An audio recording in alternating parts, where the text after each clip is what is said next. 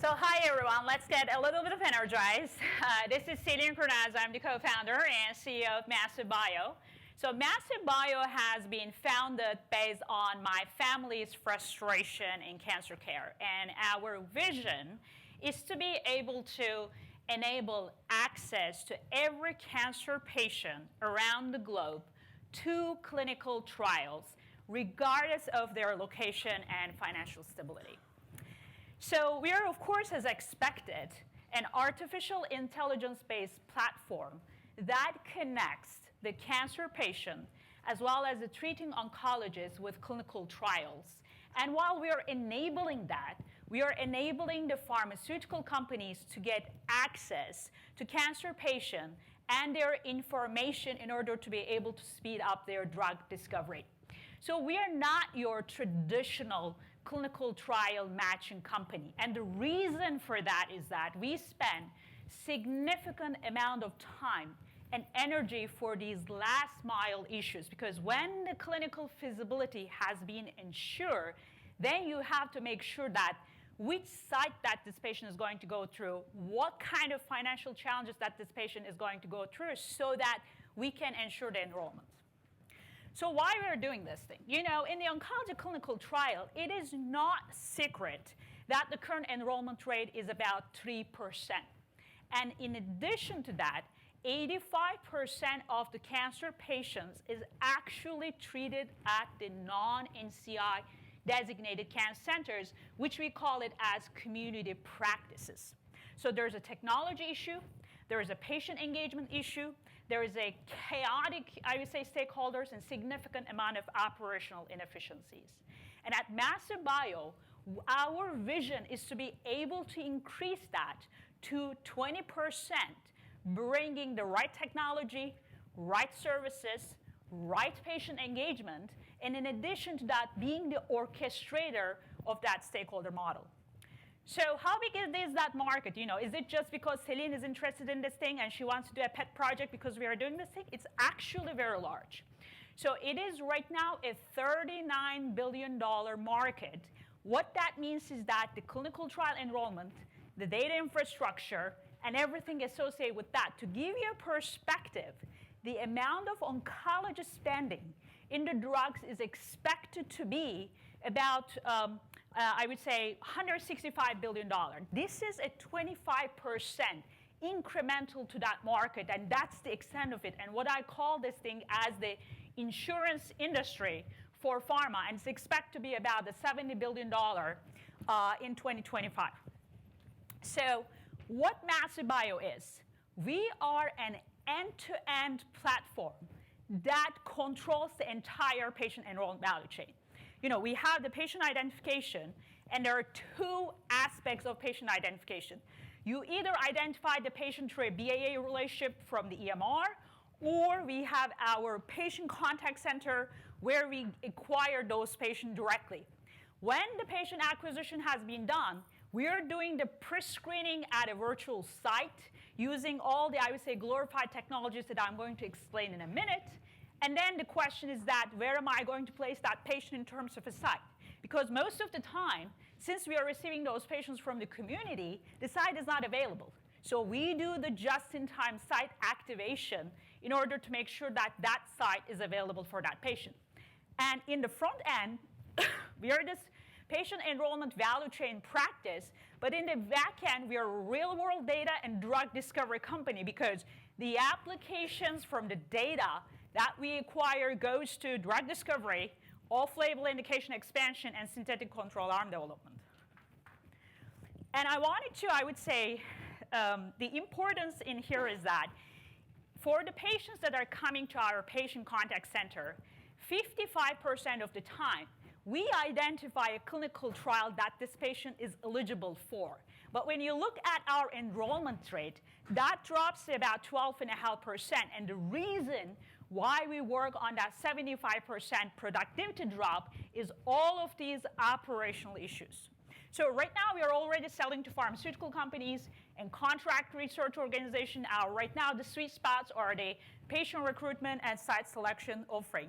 So when we launched the platform last year, we are actually launched 5 years ago, but we have I would say, start with our virtual tumor board business. Then we develop our clinical trial, patient identification, and pre-screening business.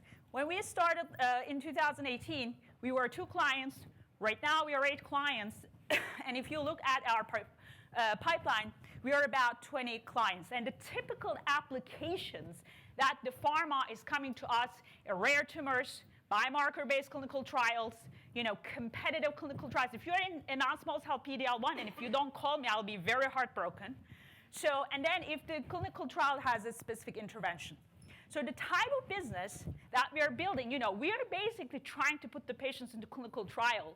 We are trying to do the right thing from a clinical perspective, but we are also trying to show that this is a gigantic amount of business. So we are trying to bring about $650 million and try to develop that $10 billion market cap firm.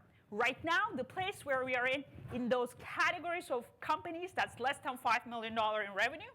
And we actually look at about the 35,000 patients on an annual basis right now through our direct-to-patient and EMR integration.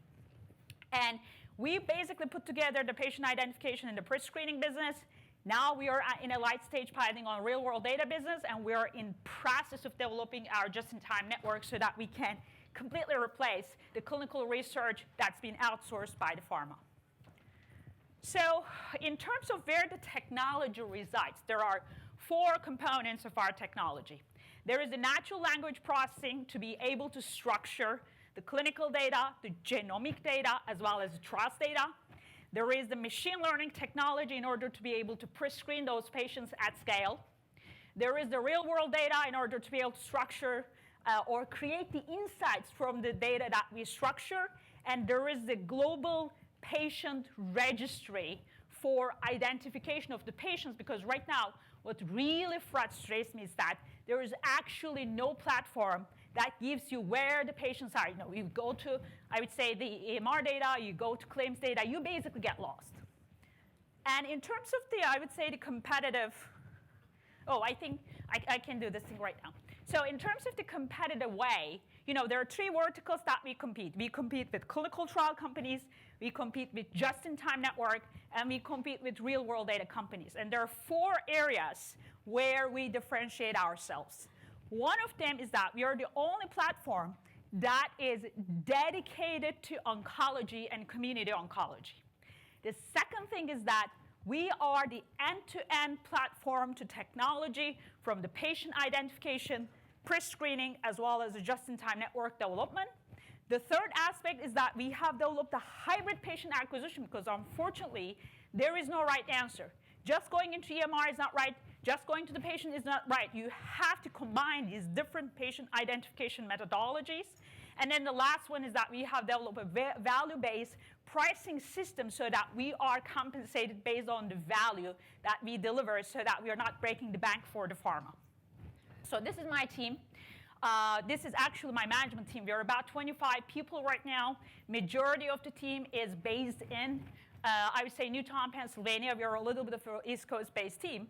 So I'll be more than happy to provide you more insights and information about company. But our goal is to get under the hood of clinical trials and making sure that we provide access to every cancer patient, regardless of where they are in the world. This is not an easy problem. You have to align a lot of the stars. And the other important point that I wanted to, I would say, mention in here is that although we are right now in a technology conference in oncology, you have to really align the technology, the services, the network, and the patient engagement to align those stars to make sure that you get success, both from a clinical standpoint and a patient standpoint, as well as a financial standpoint and drug discovery for pharma. Thank you.